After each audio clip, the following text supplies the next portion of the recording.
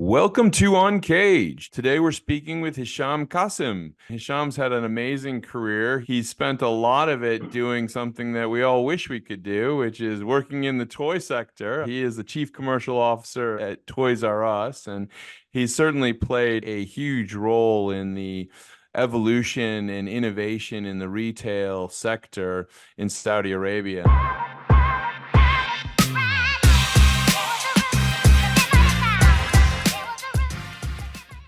So we're going to be talking a lot about retail today, how that customer experience has evolved, how digital has played a big role in transforming that experience, but really kind of where things are today and where things are going. But before we get there, Hisham, tell us a little bit about you and your career. Hello everyone. I'm Hisham Qasim, Saudi citizen who graduated from university with the biochemistry degree. Uh, then after that, I started to work in Toys R Us. It was a temporary job for me as a data entry, and I started from there. Then I have risen through the ranks to become the chief commercial officer for the company Wow. and holding a professional doctorate now in business administration. That's amazing. I mean, I can only imagine it through your career how retail has completely evolved. And, we read all the stories that are coming out right now about the rapid evolution that's occurring in Saudi Arabia. So it seems like it's quite an exciting time. But tell me a little bit more about your retail experience in Saudi Arabia and how throughout your career it's evolved and what you're focused on now. Of course, retail, it's my life. Actually, it's not easy. I mean, when you graduated from biochemistry, then you find yourself after 17, 18 years that you're already in the retail sector. I started in the retail. For me, it wasn't actually, I never planned that to be in the retail one day during my school days or during my college time. So when I found myself in the retail, I, I feel like I born in the retail industry.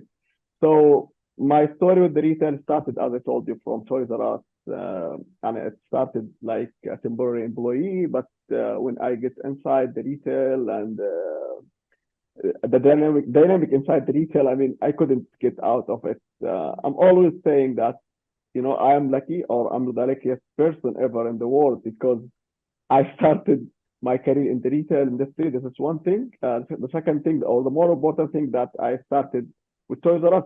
So I Yeah. feel lucky.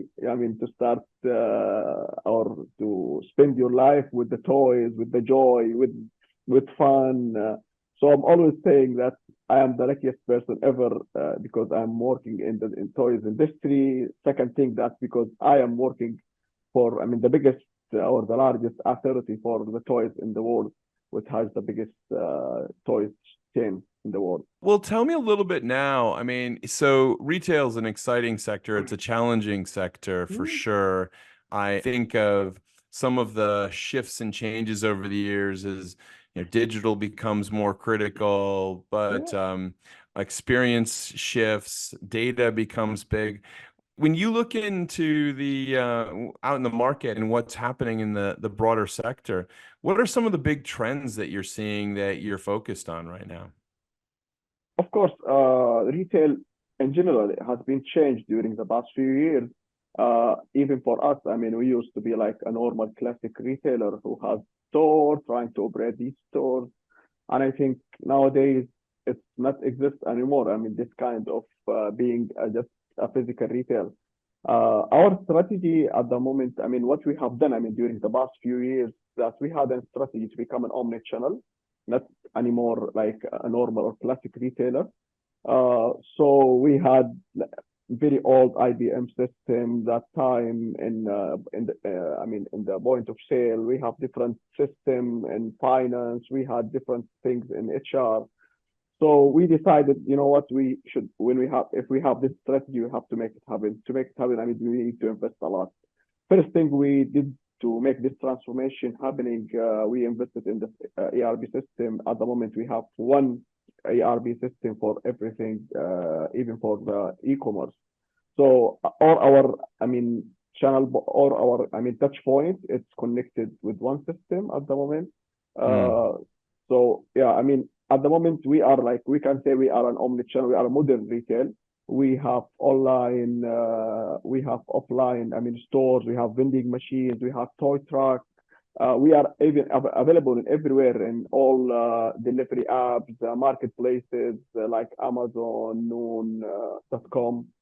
So at the moment, we can consider ourselves that we are proud that to announce that we are an omnichannel retail. Yeah, that's great. I mean, omnichannel is the name of the game going Mhm. forward, and certainly, I would imagine that will become more and more the case, not only in the toy sector, but really Yeah, that's correct. all retail sectors in Saudi Arabia and other markets.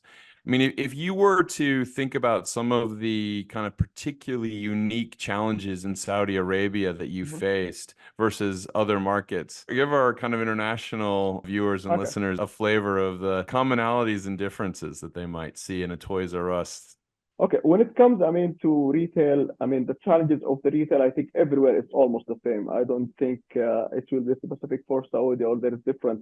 And also when it comes to our industry, like toys industry, like kids are kids everywhere. I mean, the same thing, the same needs of the kids, either in Saudi or in the States or any other place in the world. So the good thing about, I mean, the industry of the retail industry or the toys industry, especially, I mean, like toys for everyone everywhere. But of course, there are some of the challenges which is related to the geographic I mean, to geographic area. I mean, to Saudi Arabia, maybe especially at the moment, if you can read the news, you can see or you can hear every day a new thing, new trends happening, new. I mean, cities are coming in Saudi Arabia's new development. So all these things always want us to be, I mean, ready to quickly, catch the trend. Today, or let's say yesterday, you was in area where everyone used to go there and shop there. Like tomorrow, another new areas developed in the same city. After tomorrow, like you hear about something coming new. So that's another challenge. I mean, for us as a retailer, I mean, always you need to secure your place. You need to be ready with all things happening in the country, with the entertainment sectors having all these kind of events everywhere. I mean, like for example, WWE, it's one of the major events, and it's coming like twice a year in Saudi Arabia. Hmm. Now, I mean, everyone during the period of WWE, they have to go. I mean, most of the kids and our major customers, they used to go and watch WWE. So we had to come up with idea. I mean, to be there. So we had some discussions, and finally we found ourselves like we signed with the WWE to be like a sponsor for the event every time in Saudi. So we created a new concept called toy truck. So this toy truck it used start to go to the arena, and also most of the players come to our store to sign for Mm. the kids. So I mean, with all these new development things, new entertainment, let's say events happening in the country, it's Hmm. for us it's not easy. I mean, it's opportunity, Yeah. but also it's I can consider it as a challenge if you are not, I mean, aware, or you couldn't reach, or you couldn't, I mean, be ahead of the trend. I mean, I really like that idea that you just outlined, the idea of bringing this, almost bringing the store to the event in a way really makes a ton of sense, especially something like WWE where kids are going to be there, families are there. It's a perfect idea Mhm. and concept. But I mean, Hisham, you've been obviously a very successful retail leader. And over the last several years, it's been an interesting moment, right? I mean, we've had the pandemic, COVID, and suddenly I imagine that kind of challenged the way people shopped, et cetera, but also probably how you lead your teams. Tell me a little bit about how you think kind of the nature of leading teams has shifted over the last couple of years. I think, I mean, leading the teams is something. It's, I mean, it's part of me. I am like it's. I like, Yeah. to lead the team, and to talk to the team. I'm always near from the team. My strategy or my way of managing the things, it's not, or managing the things, it's not sitting in the office and waiting for things. I'm always hand on. When you start, from the, let's say, from down and you go through everything, it's not like when you just being hired. You just Yeah. graduated from very good school, then you being hired like in director level. You started with that. So I started from the scratch. So which makes me always near from the team. Talking to the team, it's, standing with the operation team during the peak season, during each season for us. Being there, be with them, help them, talk to them, talk to the leaders, talk to the directors, having Monday morning meeting, Trouble M meeting. That's must Hmm. every week that we should do with all the our employees together. We talk together. It's like everyone chatting, talking about his personal stuff.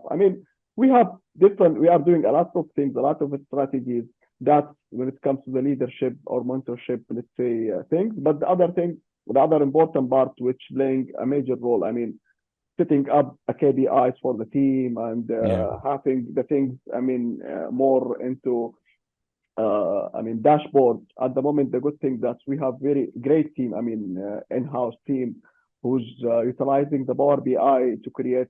They created a very good, tools or dashboards for every manager, to evaluate his team. The good thing that every team member in the company, they can see every month. By the end of the month, they can see the progress, where they are doing, Yeah. what they are doing, and what they are and always by the end of every month, that every manager needs to sit with his team member. If someone needs an improvement, if something needs to some training, we do the training. If someone has any problem, he addresses that problem. So we are trying to make sure that everyone are satisfied, because in the retail sector, hiring, it's not an easy thing to do. It's very competitive. Today you hire someone, tomorrow someone else will pay him more. He might leave, especially in the front, line, sales. But Yeah. so hiring is a challenge. But when you hire, and again, you need to make sure that these guys are retain. To make sure that they are staying in with you, not leaving Yeah. you in like a couple of months. So we are trying to make sure that what we are doing in activities, and improving the company culture, doing a lot of social things. Uh, Trying. I don't want to say ESG. Yes, still we are not there yet, but we are trying.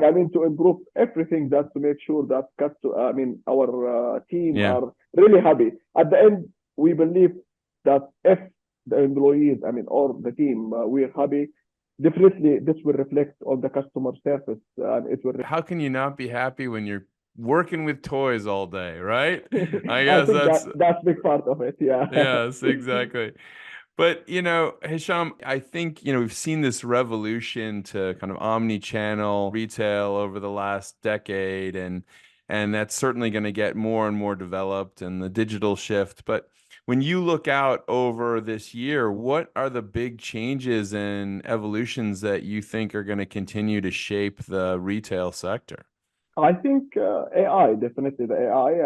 AI, it's really changing the whole game. Now if you are not, if you don't invest in AI, and I'm not saying investing like of creating things. No, investing with some of the modules which can help you. In e-commerce, or in let's say inbox commerce, or by to make customized, let's say, marketing for your customer through the AI. Because reading the whole data, reading the customer behavior from the sales data, and converting these data to to actions, or to Hmm. messages, or to communication tools.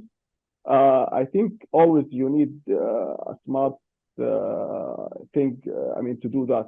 So I think AI is changing the whole game now. Every retailer, and all the retailers are looking for something every day. Something new come up. Yeah. Some new things come. So you need to be ahead always. You need to be always, ahead the trend. But the most important thing for everyone, that's what I'm advising every retailer, don't buy everything. I mean, sales people, they will come to you like every day knocking your door with different Yeah. technology. And all looks good. I mean, but you need to understand and need your, to understand your needs as a business. Do you really Yeah. need that? Are you in the stage to do that? I mean, sometimes some of the base, you are missing some of the basics. Yeah. Then someone come to you and show you something very nice. But again, when you implement that, the basics not there. Maybe sometimes even, the technology that you have or your ERP system is not supporting that, or maybe the team that your team would not be able, to monitor these things. Yeah. But the most important thing in these, new things coming, you need to be aware that what you really need, what your business really needs, then you start to invest smartly in Mhm. new technologies. Excellent. Excellent. Well, I mean, Hisham, it's been amazing chatting with you today. And I was in Vegas for the Consumer Electronics Show, and I think all of the things that you're highlighting in terms of AI and machine learning, it was definitely the topic this year for sure. And certainly there were some very clever ways that it was being implemented to analyze data, get it processed out to different segments in a retail ecosystem. So I completely see how you and your teams are thinking about this. Hisham, if someone wanted to reach you and learn more about what you're working on, where's the best place to find you? I think LinkedIn. Yeah, Yeah. LinkedIn. Great, Uh, great. Well, I that's mean, I it. think, LinkedIn's always an amazing place to connect. And Hisham, thank you so much for being on the Uncaged show today. We've been speaking with Hisham Qasim. He is the Chief Commercial Officer at Toys R Us, and we've been talking to him really about a career in retail.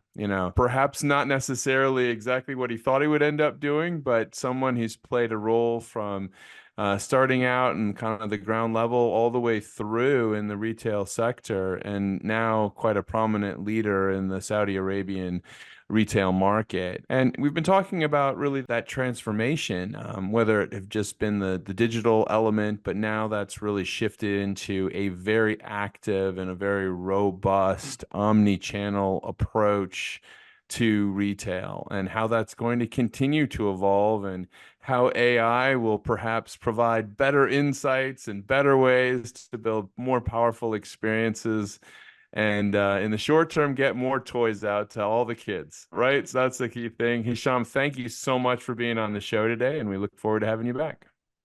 Thank you very much, man. Thank you. Thank you. It was my Cheers. pleasure. Thank you.